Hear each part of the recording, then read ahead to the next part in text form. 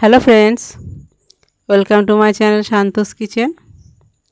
আশা করছি আপনারা সকলে ভালো আছেন, সুস্থ আছেন। বন্ধুরা, আজকে আমি আপনাদের সঙ্গে শেয়ার করব দারুণ মজার রেসিপি, মুড়ির নাস্তা রেসিপি।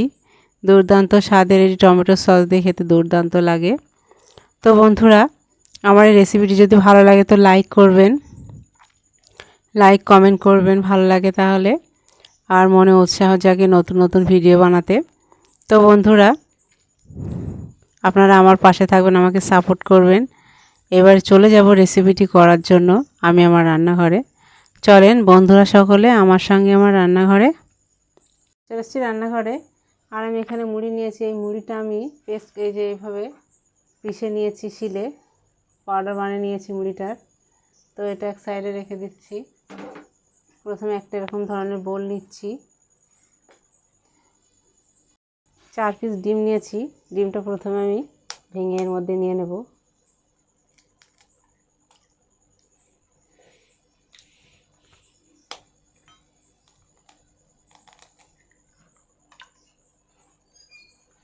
চারটে ডিম আমি ভেঙে নিচ্ছি প্রথমে। এবারে ডিমটা ভালো করে ফেটিয়ে নেব, কাঁটা চামচ দিয়ে এভাবে ভালো করে ফেটিয়ে নেব।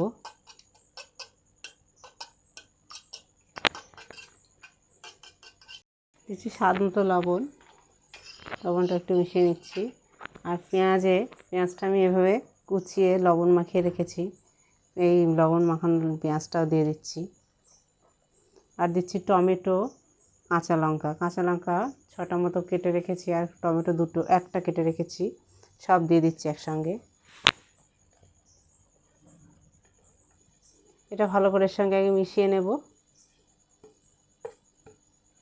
হয়ে গেছে সবগুলোর সঙ্গে আগে মিশিয়ে নেব।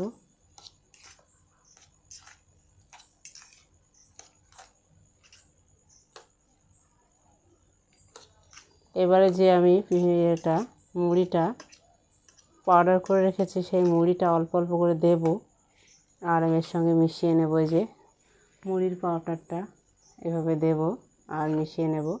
যতটা লাগবে ততটাই দেব আমি।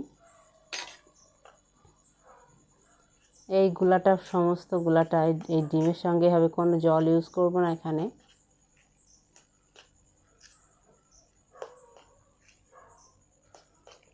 আবার দিয়ে দিচ্ছি। যতটা লাগবে ততটা পরিমাণই দেব। এখানে পরিমাণটা ঠিকঠাক বলছি না, যতটা আপনাদের লাগবে ততটাই নেবেন। ডিম কম হলে কম লাগবে, বেশি হলে বেশি লাগবে। ভালোভাবে এভাবে মিশিয়ে নেব। একটু শক্ত শক্ত মতো করব, খুব শক্তও না আবার খুব নরমও না, মিডিয়াম সাইজের করব একটু।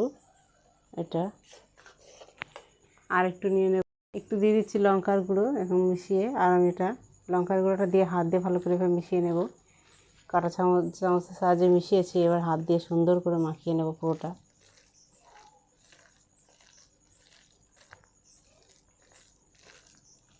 দারুণ সুন্দর একটা ফ্লেভার বার হয়েছে। চাইলে অনেকে ধনেপাতাও দিতে পারেন, এতে আমি এখানে দিচ্ছি না। ভালো করে মেখে নিয়েছি এটা।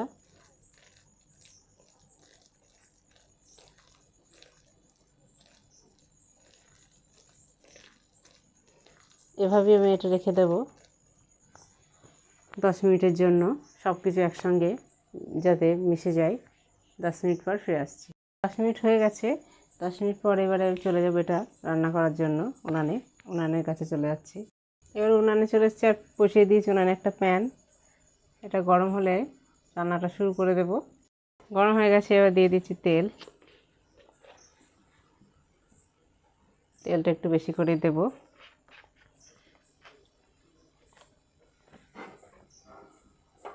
ঘুরিয়ে গায়ে তেলটা লাগিয়ে নেব যাতে জড়িয়ে না যায়।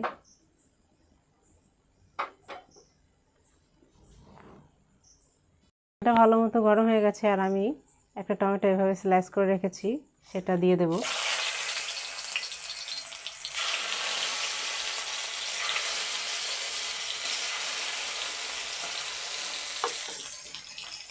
এগুলো সাইজ মতো করে নেব।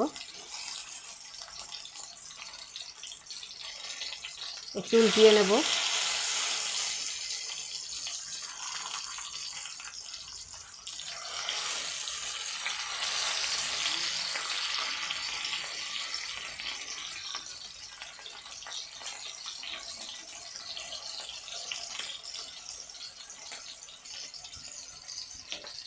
এবারে যে ব্যাটারটা করে রেখেছি সেই ব্যাটারটা এর উপরে দিয়ে দেব।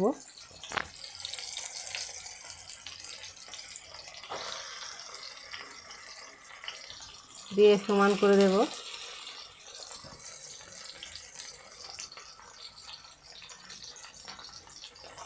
পুরোটাই দিয়ে দিচ্ছি।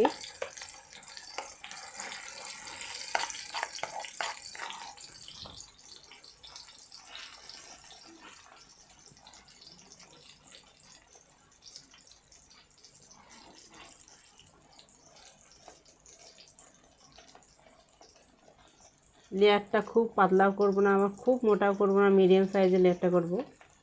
এইভাবে একটু প্লেন করে দেব।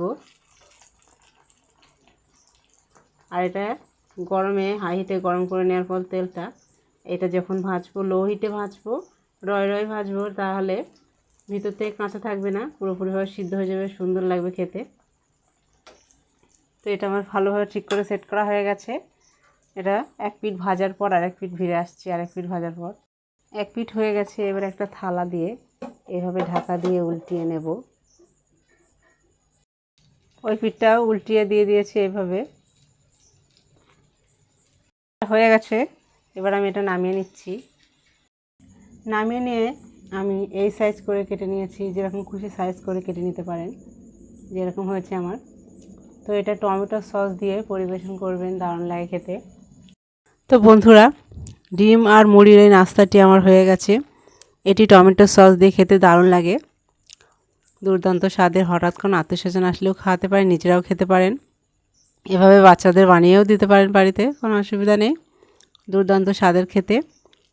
তো বন্ধুরা, আমার এই রেসিপিটি যদি ভালো লাগে তো প্রথমে আমার চ্যানেলটিকে সাবস্ক্রাইব করে নেবেন, আর লাইক করবেন, শেয়ার কমেন্টস অবশ্যই করবেন বন্ধুরা।